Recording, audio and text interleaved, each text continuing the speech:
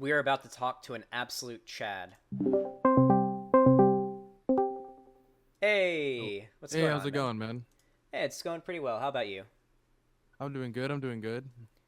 Well, I'm sorry I had to put off us talking, because we planned on talking about this, I think, like a couple weeks ago, but I ended up having some stuff come up, and so we rescheduled it, and yeah, we're finally here. Yeah, dude, I understand. I understand. No problem, man.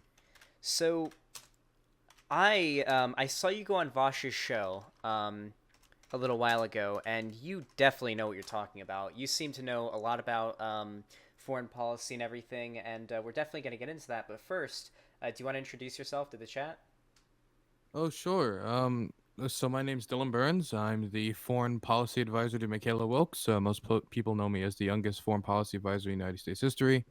I used to work on the Gravel campaign when it was still going on. I was the state director of the Maryland campaign and managed that, and was a deputy regional director, which meant I helped manage one third of the country. I do some work with 21st Century Democrats. I do some work with this group. I do some work with that group. I am doing a million things. And I am, yeah, that's about it. I have an announcement I'd like to make later if that's possible, but that's about it for now. Yeah, absolutely. Yeah, so this dude's fucking awesome. And I've brought you on today to talk about foreign policy, mostly what's going on with Rojava and the Syrian civil war and all everything happening around there, and maybe dip our toes a little bit into what's going on with Hong Kong and China. But I mostly want to focus on Rojava because that seems to be the biggest thing going on right now. Just a tip. Just the tip. Just a tip. Just Got the it. tip. So I guess I don't really know all that much of as what's going on. Like you can correct me here, but from my understanding, what's happening is Turkey is at war with or is at war with I don't, are they like trying to attack ISIS, and ISIS is in the territory around where Rojava is, and Rojava is caught in the crossfire. Like, Nope. Exact opposite. oh, okay. Uh, so um, So Turkey has had a very long history with the Kurdish people. They've oppressed them for a very long time. They've tried to erase their identity by calling Kurdish people Mountain Turks. They've banned their folklore, their language, um, just every little signal of Kurdish culture in the past. They've oppressed Kurdish parties, and this culminated in the formation of the PKK, a guerrilla group that was Marxist-Leninist, nowadays Democratic Confederalist, led by Abdullah Öcalan, who is the founder of Democratic Confederalism. And after this very long conflict, some people designate the PKK a terror group. The Belgian courts, I don't know if it was recently or in 2016, ruled that they weren't a terror group. It's up to debate if whether they're a terror group. If you're to ask me, I'm still up in the air of whether they're not. They've done a lot of bad things when it comes to like kidnapping kids, but it's an internal conflict, and that's what needs to be remembered as an internal conflict.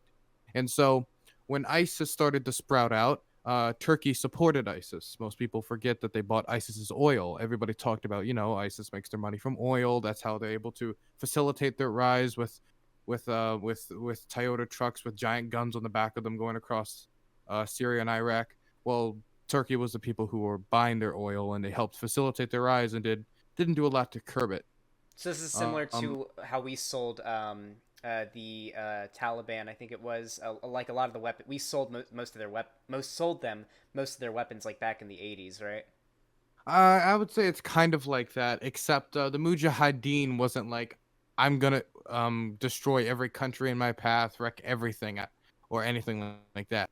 It was in resistance to the Soviet Union, where ISIS is just a straight up no debate. No, there's no is there any morality to it? It's ISIS, right? We're not gonna no, there's Yeah. no need to have that debate. It's ISIS. Everyone knew what ISIS was doing.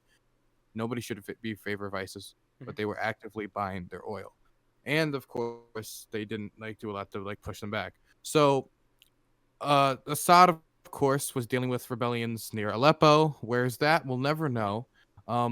They were dealing with rebellions in northeastern Syria.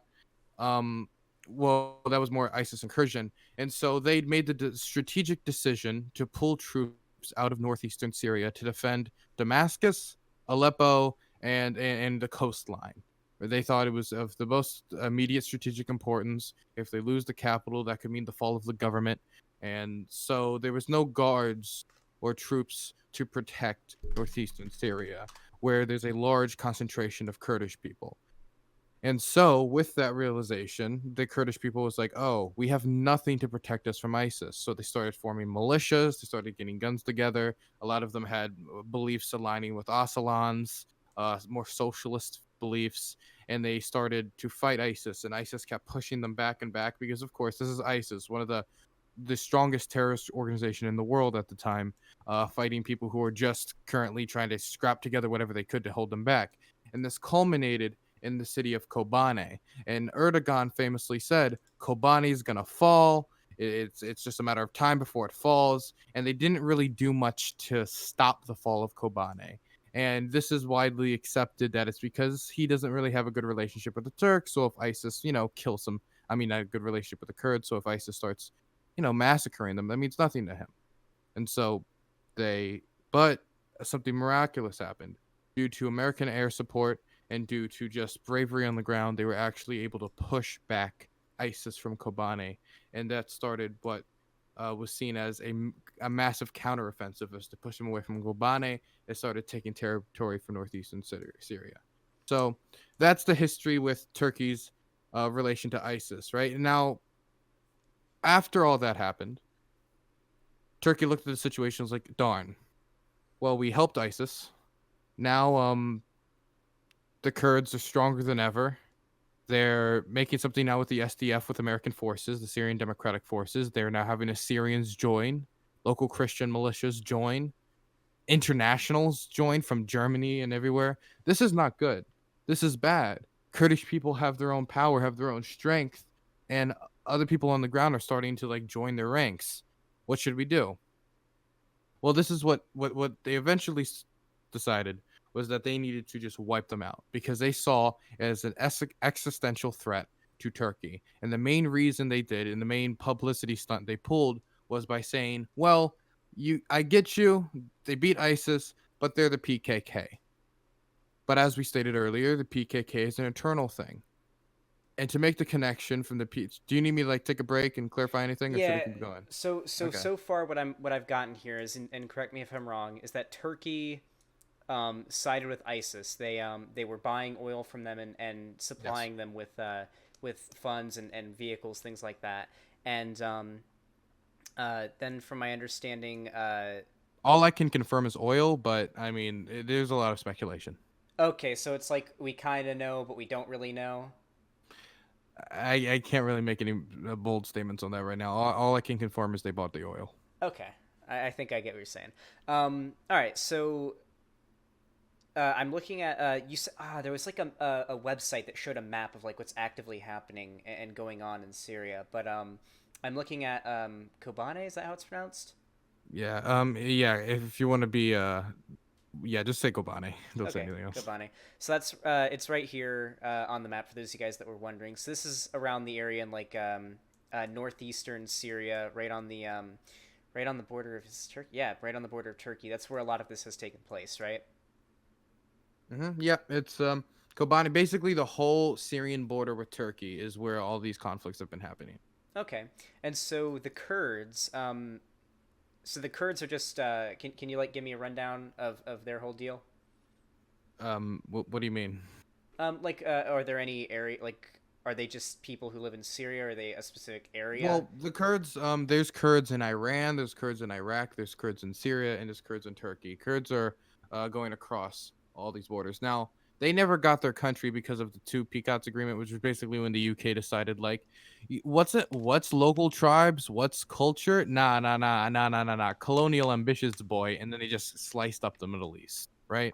Makes sense. Um, so that the Kurds never got their own state, and so they've constantly been oppressed by Saddam Hussein. Famously gassed them. We backstabbed them multiple times when it came to Saddam Hussein. Um, they've been oppressed in Turkey, as previously stated. So it's been not a great run for them. So they're just a When it group comes of people all over the place that are just getting fucked over everywhere that they are, basically. Basically that's the case. Some areas it's less oppressive as others. I would not be able. I could not say that Syria was worse than Iraq or that Iran was worse than Turkey. But I mean, generally they're not treated the best compared to Arabs. Okay. Oh yeah, that makes sense. All right. So essentially the fact that Turkey was helping out ISIS and ISIS targeted the Kurds, or is the are the Kurds like a big target by ISIS? Well, it's just the same fundamental thing that ISIS is. ISIS is, if you have any different opinion whatsoever, they're They gonna just kill you. yeah, it's their Yeah, whole they're. thing. You Yeah, know what? It's just they're really against that free market of ideas, my guy. they It's really really are. sad. They should adopt. They should adapt libertarianism. They really should. Hey, I mean, they wouldn't be. I mean, like, isn't there this? God, I don't know if there's like a conservative conspiracy theory, but doesn't ISIS like recruit from like kids in America who feel like super left out of shit, similar to the alt right? You see, look, in Los Angeles, there's ISIS training camps everywhere. Everywhere. Bernie Sanders regularly goes to these ISIS training camps and just starts training them. Have you not seen the footage of Bernie Sanders and the burqa with the machine gun training these ISIS fighters to just go ham? I mean, the evidence is right in front of you. You're just too entrenched in the deep state. Where's your Soros money coming from, man? Were you watching when I was covering the Garrison comics a second ago? I was not. I was playing Outer Worlds. Okay, it was some good content. There was a lot of that shit. Like, you know who Ben Garrison Did you is, see right? his recent one with Yep. Colonel with Bernie Sanders and the French? Oh my God, mask off. Yep. Yeah, that one with the Soros and Rothschild one, isn't that what got him banned from the White House? Oh boy. Oh God. I never knew he actually went to the White House. Did he? They actually let him in. Well, I They mean, I shouldn't invited be him. surprised. They invited him, but from my understanding, he put that comic out shortly before he was going, and they banned him because he's anti-Israel. Well, he's pro-Israel, but he's also like blatantly anti-Semitic.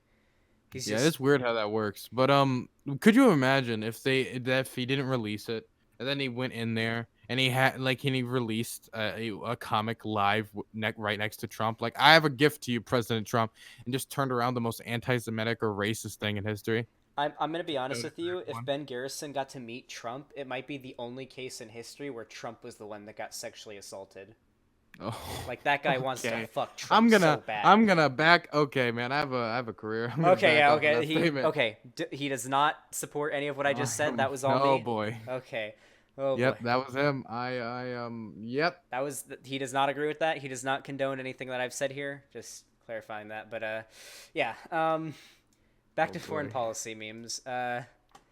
So so the Kurds have their own, well, are trying to have their own thing going on, right? They don't have their own official state because unfortunately They they don't were have a never state. really allowed to have one. They've been Now, oppressed all throughout history. Sorry. there is like example in Iraq. There's an autonomous region basically where there's even their own military called the Peshmerga.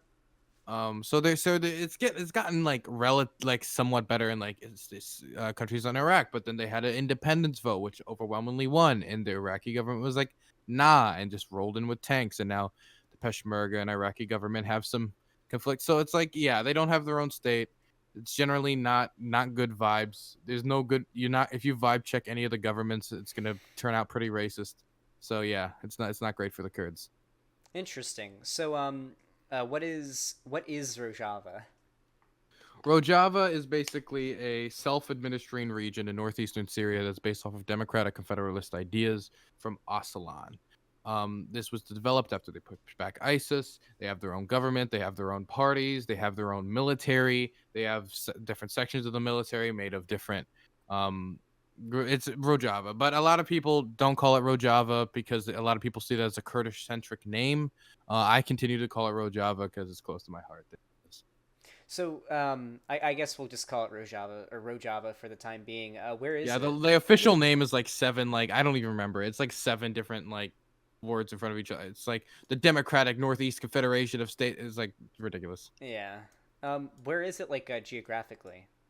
It's in northeastern Syria. It's yeah, northeastern Syria. It used to be right across this like long river, but now there's like Oh, areas of it that are joint controlled by the Assad regime and like Russia. so it's somewhere near how's it pronounced? The river's If called the you look Euphrates. if you look up like Syria Civil War map, you can see it like right there. Everything that's yellow is basically controlled by Rojava or the SDF. Okay, here it is. This is what I was looking for. Awesome. Oh wow, yeah. So everything in Yep. the like dark or really like really bright yellow is Yep. nice. Okay, so what is going on with what is going on with Rojava? Because I know we pulled out of Syria, didn't we? You'd think. Um, so basically, as I was saying earlier, um, Turkey brought about this justification that the YPG and the SDF are basically just the PKK. They're basically this group we're dealing with inside, even though the connection would be the PKK. There's some troops within the YPG, that to a political party, that political party to a government, that government to the SDF. Therefore, the SDF are terrorists, even though if you just go from Turkish government to jihadi backed militias, Turkish government to former ISIS fighters, they have over 40 confirmed former ISIS fighters that they're backing. So, the justification of the going in to fight terrorism is so flimsy. It snaps on the slightest touch. The other justification is that they want to resettle refugees. Article 49 of the Geneva Convention states that you cannot resettle refugees in occupied territory. They're going to take refugees from southern Syria and move them into northeastern Syria, trying to do an ethnic cleansing like they did when they invaded Afrin and kicked Kurds out of their homes. And then when they came back, they were occupied by militants and they were not allowed back into their homes. Okay, so what we're seeing now is the Kurds. Well, so you said it wasn't. It's not just the Kurds, but it's like mostly the Kurds. Kurds, Syrians, Arabs, but people say it's the Kurds because it's the biggest part of the military is made of the Kurds, and it's a Kurdish region, and so people just refer to them as the Kurds. I prefer. I don't say it a lot because most people don't understand when I say SDF, what I mean. But I prefer to use the word SDF so I can be more inclusive. SDF. Okay, so that includes the Kurds. Then just every. Okay, Yes, cool. because then the YPG, which is the Kurdish militia, is included under the branch of the SDF. Okay, so the SDF is the yellow. Then that's Yes, okay. that Cool. that that the SDF is that's definitely the yellow. Yes, So they have their own. They have basically their own thing going on here, and this is like the closest that well, the SDF, but also the Kurds have had to like their own state, and it's sort of getting fucked over, right? From what I've seen. well, they never like declared it like a state. What they've wanted basically is an autonomous region. You can compare it a little bit to what the Peshmerga and Kurds have in Iraq. Um, the problem is that America didn't really want them negotiating anything with Assad, so that was the barrier between that. Assad doesn't really want them to be an autonomous state because then maybe they get their own military, they have their own stuff, they're not as controlled by the Assad regime. Assad doesn't have the best relationship with the Kurdish community, and that would be seen as decentralization of power. Turkey doesn't want it because Kurds are basically a threat to the Turkish state. They've always treated them like that. Iran doesn't want it because they have Kurds under their territory. Um, uh, so basically, everyone that borders them doesn't want it except for the Kurds in Iraq. But even they are more conservative than the more socialist Kurds in Rojava. So eh, getting an independent state at this point is that's the closest you can even get to that would be in Iraq. The best they can get, and what I still think that it's possible for them to get, is really difficult, would be an autonomous region. Okay. And so this autonomous region that they're trying to establish, and that they kind of, it seems like they have quite a bit established here, is basically being destroyed because of the Yes. Syrian civil war. Well, that's not because of the Syrian civil war per se. It's more because of Turkish incursion. Turkey got basically got a bunch of jihadi groups, called them the TFSA, which stands for Turkish backed Free Syrian Army, and then moved in. They're full of jihadis, former ISIS fighters, and the going in, they've pulled out politicians from their cars, beat them with metal bats, and shot them. They've bombed hospitals during ceasefires. They've killed kids. They've killed elderly people. I mean, these groups are brutal, brutal, brutal, bad groups, right? Hmm. And they're backing them. And once all of this was brought out in footage, their response was just to stop recording it. So they basically they're attacking the Rojava by proxy. They're employing. By proxy and directly, they're also sending Turkish troops down there. There have Oh, been okay. Turkish casualties. So the Turks are just they are like going out of their way to try to stop this, to kill these people, and to destroyed Well, their the autonomous Turkish state, army their autonomous less, region. but the thing is when you work with terrorists and jihadis, you're asking for problems. We as Americans should know this better than ever. Don't trust jihadi groups. Their interests are completely not aligned with ours or with whoever on the ground. The same problem was with the FSA, the Free Syrian Army, is that groups like Hayat Tahrir al-Sham will steal influence, have completely different beliefs than you, and then kill you and stab you in the back. They're a lot like tankies, actually. True. So, for the most part, it seems like Turkey are really they're the bad guys in this whole thing, or at least one of them. Undoubtedly, Erdogan. I mean, honestly, if their statement is that that the SDF is the PKK and therefore they're terrorists, then using the same logic, you could say that Erdogan is as the new head of ISIS. Damn. Okay, this is very interesting. So, um, fuck. Is there? I wish there was like a. Is there for people in chat that are confused? Do you think there's like any comparisons that you could draw to make it like a little more simple? Because there's a lot of groups involved with this, like a lot of acronyms and whatnot. Because there's so many different Okay. groups. You know, you have. SDF, good guys, Kurds, one autonomous region. Turkey, working with jihadists to attack them, committing tons of war crimes. Russia and Assad now aligned with the SDF to protect Syrian like border integrity. America moving troops back in just for the oil because that's what we always do. Yeah, I'm gonna assume America doesn't give a fuck about the SDF. We cared a ton. It was just Trump is an imbecile. Honestly, Well, when well, by Trump America I pulled mean Trump and like his administration. Trump alone, his administration actually wanted to stay. Oh, okay, interesting. This is a huge Lindsey Graham, all the Republicans, like literally everybody condemned this action when he pulled out because they knew it would lead to an ethnic cleansing, one, but also because it hurts our interests, our strategic interests in the Middle East. It's a very, very vital position where we're at. It's on the border of Iran. We could see an Assad victory. A lot of people would associate with an Iranian victory. It would also cede ground to Russia and Assad, which, again, after we pulled out, have now moved into the area. It's another proxy war, like I mentioned, to fight Iran. So you can maybe compare it to like maybe the Houthi rebels um, and fighting in Yemen and all that. So it was just a complete structural mess up to just pull out when it comes to like structure of empire mess up and a humanitarian mess up because of the ethnic cleansing, of course. So this was like literally this is one of the times where leftist values and imperialist values like overlapped for a fraction of a second in the long timetable of history. Yeah. Interesting. Okay, so we America does have an interest, or should have an interest in fuck, I keep forgetting the Rojava continuing to exist. At least American empire, yes, and the American people if you care about humanitarianism, Mm-hmm. which I do.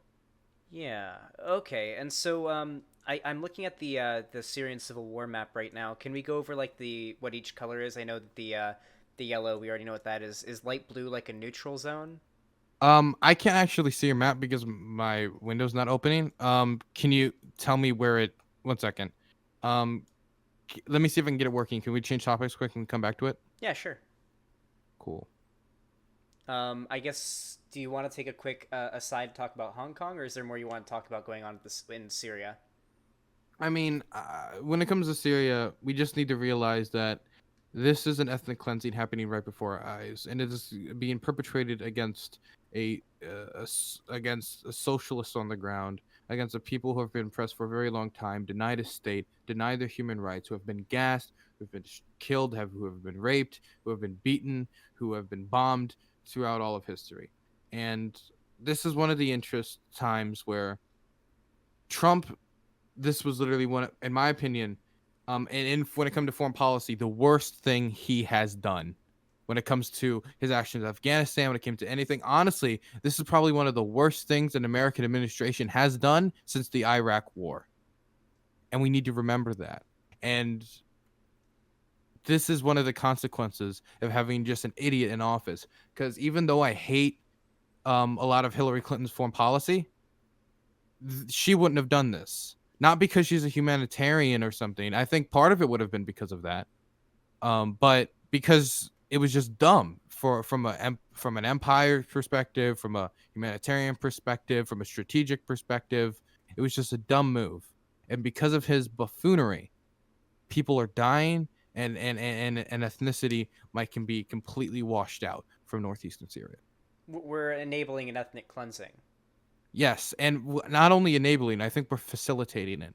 Uh, the language Trump has used about talking about why don't the Kurds just move to the oil fields and that Turkey needs to clean out the area. What does that language mean?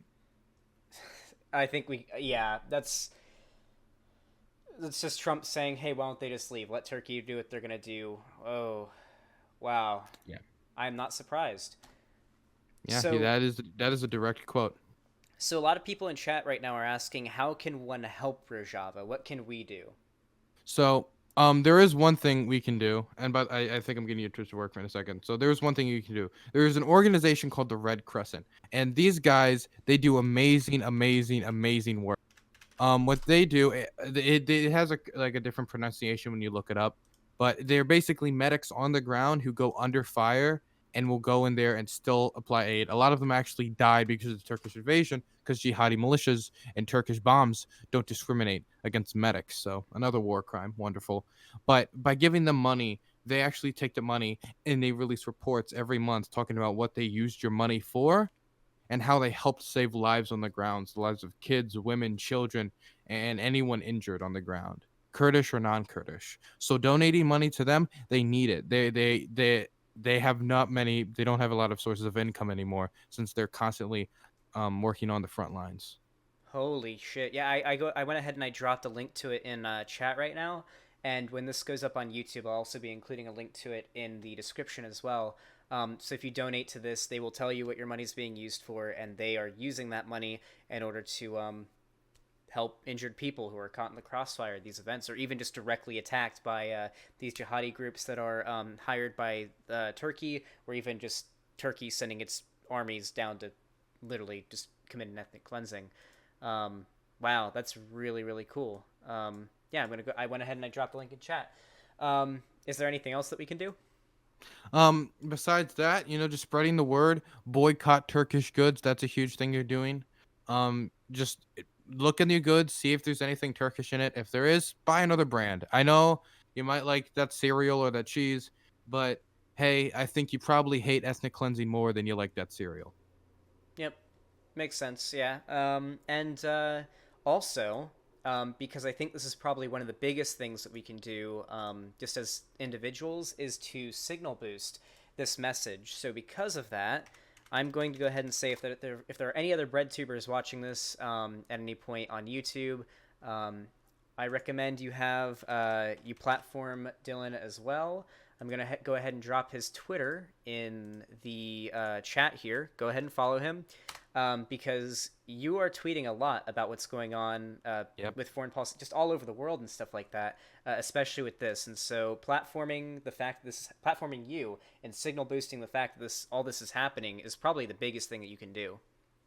Oh, thank you. If it really does help when you follow me. I know it doesn't seem like a lot, but I do a lot of work in local politics, and having like 1,000 followers when it comes to local politics actually is like a big statement.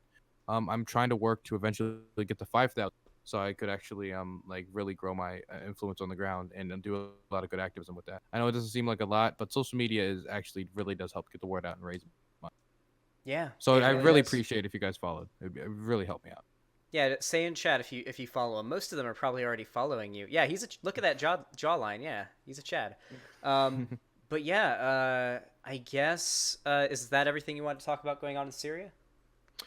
Basically, I think that's really all there is to cover, except that recently there was a deal struck by the Assad governments, well, really just Russia and Turkey, and there's a safe zone. There is a where like 15 observation posts from the Syrian government now on the border. There's joint Turkish and Russian patrols, but even though there's all that going on, clashes are still frequent. Turkish aggression is still going on. They're still committing war crimes. So don't. My hopes are still not high, but I really hope that this holds because we just need the slaughter to stop. Oh, there's one last thing I forgot to say. Before the initial pullout, Trump announced, which he basically got like steamrolled by Erdogan, and that's why he was able to just debate him out of it and get against the advice of his advisors.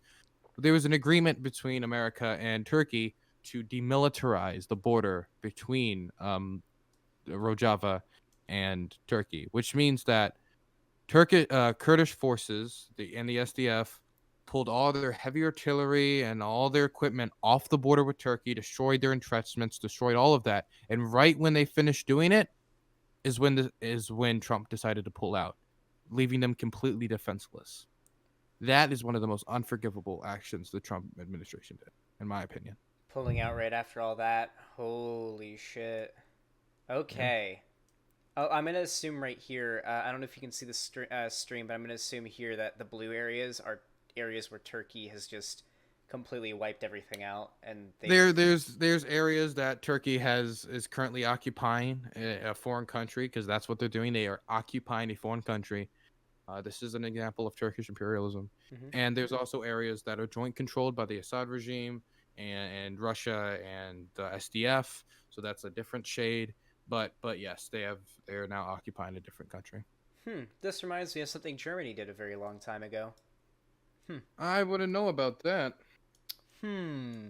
Yeah. Okay. Oh yeah, I can see your stream now. Yeah, the blue, that is invaded Turkish invasion. The orange is actually joint controlled by Russia, Assad, and the SDF. Okay. Well, nice. All right. I feel like I've learned quite a bit about this subject. For me personally, and for people in chat, is there anywhere that you would recommend that we go to like learn more about this? Um, I would say that just I mean, I always posting content on my Twitter, but there is a lot of people like one good guy on Twitter called Woofers. He posts a lot of good content. I mean, there's some decent YouTubers online, but I would just say keep up to date with the news. Keep watch the Syrian civil war develop on the Syrian live map.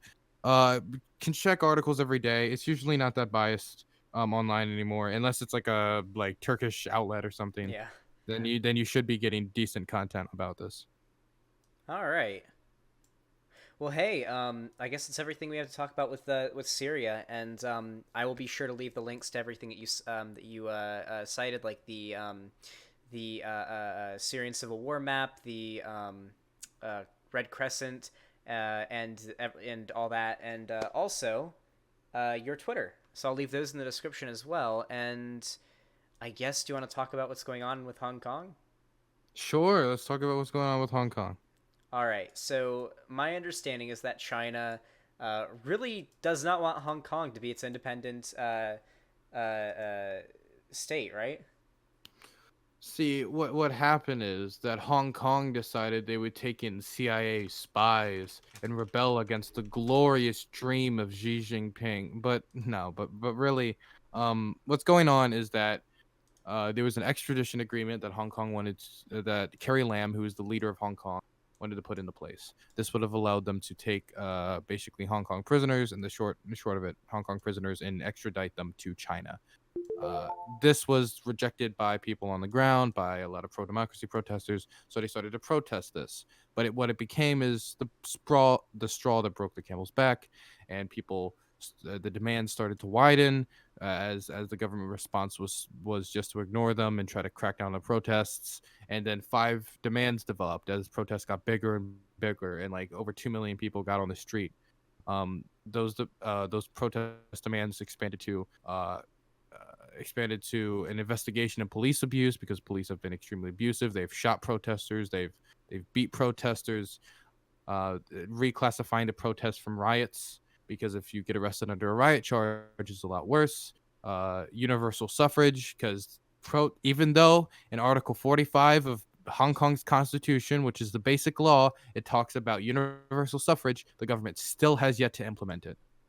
And also 50% of the Hong Kong legislature is not voted for by the Hong Kong people. There's a few other demands around policing, and of course the withdrawal of the extradition agreement. But the catchphrase now is five demands, not one. Interesting. Okay. So I know a lot more with what's going on with China and Hong Kong and all that than at least I did going on with the Syrian civil war and all that. Um, so my understanding is that God, I've been following it for a little while. Like I've been seeing some horrible shit. Like um, with the protesters, like they've been getting gassed with gas grenades, and they've been.